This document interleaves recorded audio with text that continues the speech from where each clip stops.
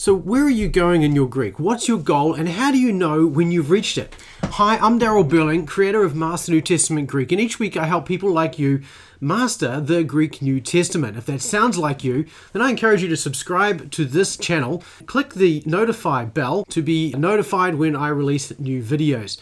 So one question that's worth asking yourself as you consider the task of learning Greek is, what does it mean to you to master Greek? In fact, the question really is, where are you going? What's your outcome? What are you aiming for? You really have three possible goals that you're aiming for when you start to and work on learning Greek. And each of these three goals has its own advantages and disadvantages for the process of learning. So let me encourage you to pick one of these three goals, and it doesn't have to be the one you stay with, and you can change it later on if you want to.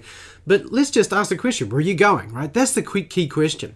And there are three places that you can really set as your end outcome. And it's not to say that these are mutually exclusive. You can do one, then another, then another. They kind of work well that way, but you want to know where you're going. Now, the first outcome you may be aiming for is exegesis. Now, the benefits of exegesis is that it gives you a basic ability to translate. You get a basic vocabulary, and you only really need to go as far as really an intermediate Greek grammar. You don't have to spend a lot of time progressing beyond that. The problem with exegesis is, apart from the fact that you're going to be picking your way through the text rather than actually reading it with any real fluency, is that your translation is going to take a lot longer. So if all you're doing is exegesis, then it's going to take you longer to do the translation. And that's simply because you're not going to have the vocabulary, you're going to be dependent on tools, and you're going to need software to help you with difficult parsing and things like that. So this is a great way of just getting your feet wet into the Greek language and into the New Testament, and even for preparing for messages and things like that for ministry. However, if you really want to grow as a result of your knowledge of Greek, then I would encourage you to go well beyond exegesis. But if you've chosen exegesis as your goal, this is the way you want to go to, then you'll be well served here. This is a really useful goal, very practical for ministry, very helpful and in terms of helping you understand the texts that you're teaching other people. The other problem with exegesis is that it's going to slow down the preparation work to such a point that you're going to be very selective about when you do it. And this is actually one of the problems with the exegetical process, is that it takes time. So unless you're doing sermon preparation week after week and you can put it into your sermon preparation routine, then you're probably not going to use the exegesis very often. It's not very practical for most people to use exegesis to prepare Bible studies for home Bible studies and things like that if all you're doing is following the pastor's sermon notes, or if all you're doing is reading through a book.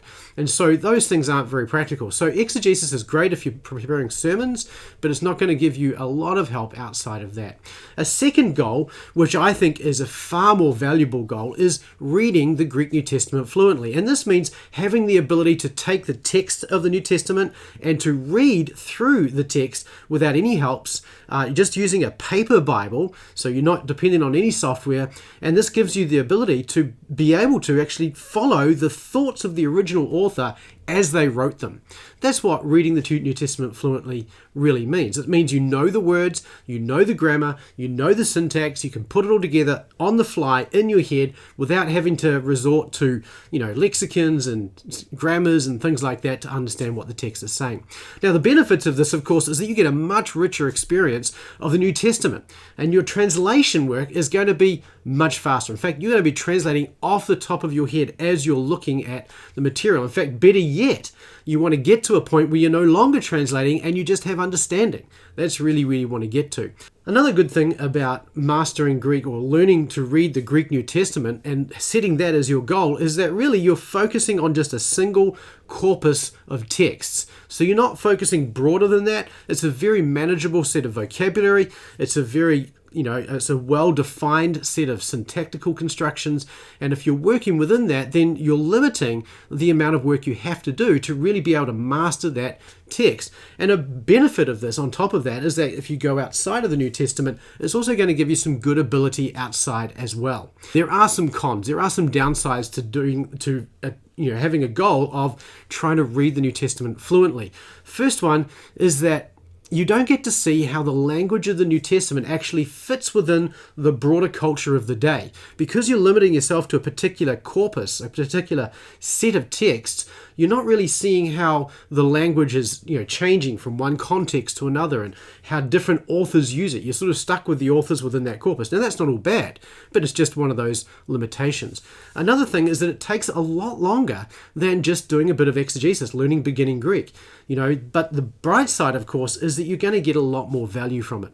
This third thing that makes it, a bit of a downside with aiming to be able to read the New Testament fluently is that the vocabulary requirements are much greater than they are for learning exegesis. For exegesis, you can learn, maybe 600 words, and that will give you enough of a grasp of the New Testament to be able to do basic exegesis.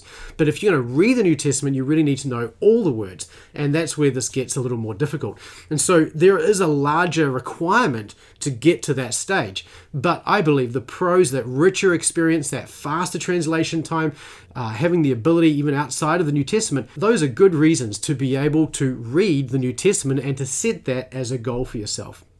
The third goal that you may want to set for yourself is to have familiarity with Koine Greek as a general corpus. And what I mean by that is really being able to read outside of the New Testament pretty fluently as well. So that would be the Septuagint, the Apostolic Fathers, and even works of history such as Josephus and other writers who wrote in Greek around the 1st or 2nd century AD. And so this gives you a huge amount of text that you can work with, a great deal of knowledge of how the language is constructed. It gives you a better understanding of the language itself and how it's used in a variety of different contexts and how different authors use it as well, which then gives you further insight into the New Testament. And so this is a really helpful thing. And I think even if you do go through and learn to read the New Testament, it's good to get exposure in some of these other texts as well.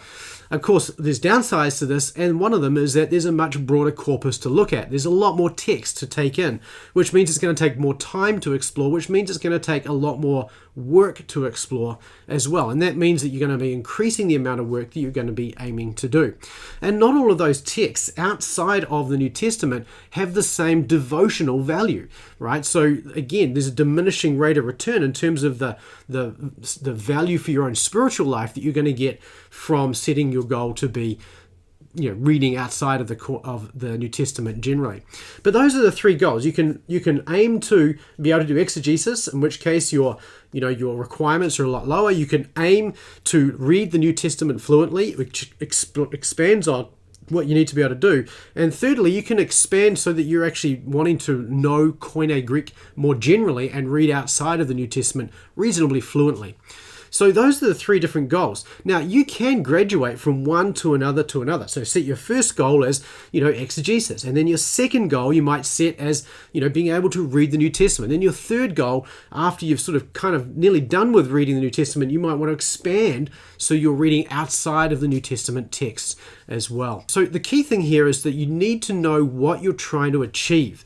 And because when you know what you're trying to achieve, you can then make a plan to get there. The goal you set will make a difference when it comes to how you achieve each goal. So if your goal is merely exegesis, then really your methodology is going to be beginning Greek and maybe 600 words, which would be words occurring, say, 20 times or more.